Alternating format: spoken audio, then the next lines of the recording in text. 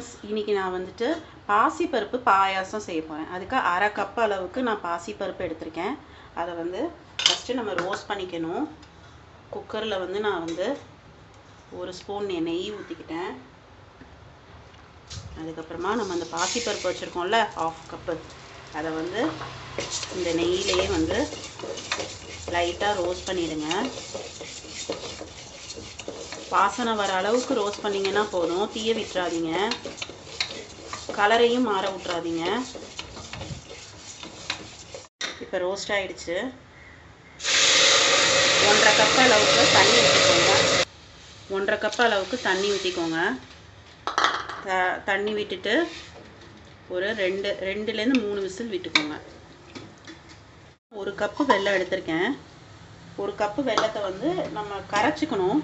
பாகுபதம் தேவையில்லை, தண்ணி கொஞ்சம் ஊற்றிக்கோங்க. இப்போ இந்த வெல்லம் வந்து கரையட்டும். நம்ம முந்திரி பருப்பு, தேங்காய்லாம் நம்ம வறுத்துக்க போகிறோம்.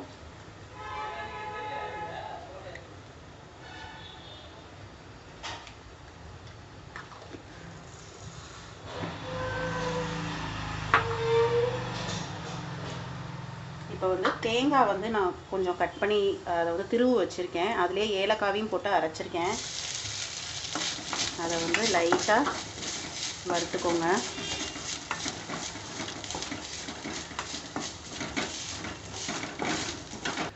இப்போ நான் இதை வறுத்துட்டேன். அடுத்தது முந்திரி பருப்பு, பாதாம் பருப்பெல்லாம் வறுத்துக்கலாம்.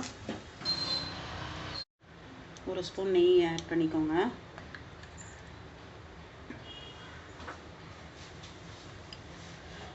முந்திரி பருப்பு, பாதாம் பருப்பு ரெண்டுமே எடுத்துக்கிட்டேன். ரெண்டையும் மிக்ஸ் பண்ணிக்கிட்டேன். லைட்டாக ரோஸ்ட் பண்ணிக்கோங்க.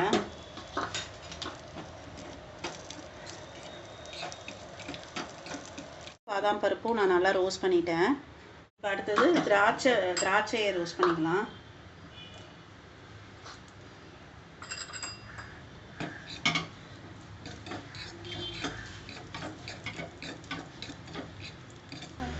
இப்போ திராட்சையும் ரெடி பண்ணியாச்சு.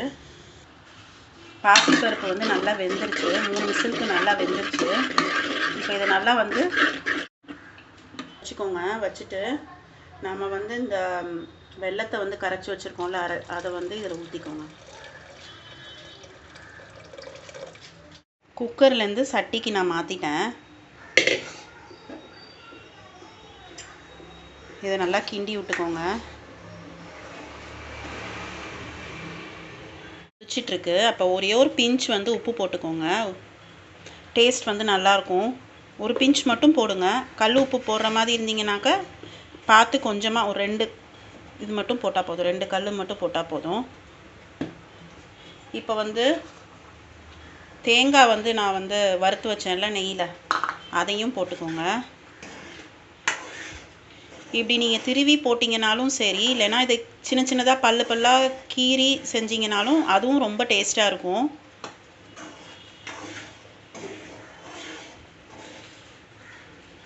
நல்லா இருக்குங்க வாசனை. ஏலக்காவோட சேர்ந்து வரையில் வாசனை வந்து ரொம்ப நல்லா இருக்குது. பாதாம் பருப்பு இருக்கு இல்லையா, எண்ணெயில் போட்டு ரோஸ்ட் பண்ணி வச்சுருக்கோம்ல, அதையும் போட்டுக்கோங்க. பார்க்கவே ரொம்ப நல்லா இருக்குங்க. ரொம்ப ஈஸியான பாயாசம் இது. இப்போ ஒரு 2 மினிட்ஸ் கழித்து நம்ம அடுப்பை வந்து ஆஃப் பண்ணிடணும். ஆஃப் பண்ணிவிட்டு நான் ஒரு அரை கப் அளவுக்கு வந்து தேங்காய் பால் வந்து எடுத்து வச்சுருக்கேன். அந்த தேங்காய் பால், திக்கான பால் தேங்காய், அந்த பாலை வந்து நீங்கள் வந்து ஊற்றிக்கோங்க. வந்து ரெடி ஆகிடுச்சு. இப்போ ஸ்டவ்வை வந்து ஆஃப் பண்ணிவிடுங்க. ஆஃப் பண்ணிவிட்டு ஒரு அரை கப்பு தேங்காய் பால் எடுத்து வச்சுருக்கேன். அந்த தேங்காய் பாலை ஊற்றி இதை நீங்கள் கிண்ட வேண்டியதான். அடுப்பை ஆஃப் பண்ணிவிட்டு தேங்காய் பால் ஊற்றுங்க. இல்லைனா வந்து பாயாசம் வந்து வீணாக போன மாதிரி ஆகிடும். இந்த மாதிரி நீங்கள் ட்ரை பண்ணி பாருங்கள் உங்கள் வீட்லேயும். பருப்பு பாயாசம் வந்து ரெடி ஆகிடுச்சு. நீங்களும் இதே மாதிரி ட்ரை பண்ணி பாருங்கள். உங்களுக்கு இந்த வீடியோ பிடிச்சிருந்தா லைக் பண்ணுங்கள், கமெண்ட் பண்ணுங்கள், சப்ஸ்கிரைப் பண்ணுங்கள். தேங்க்யூ.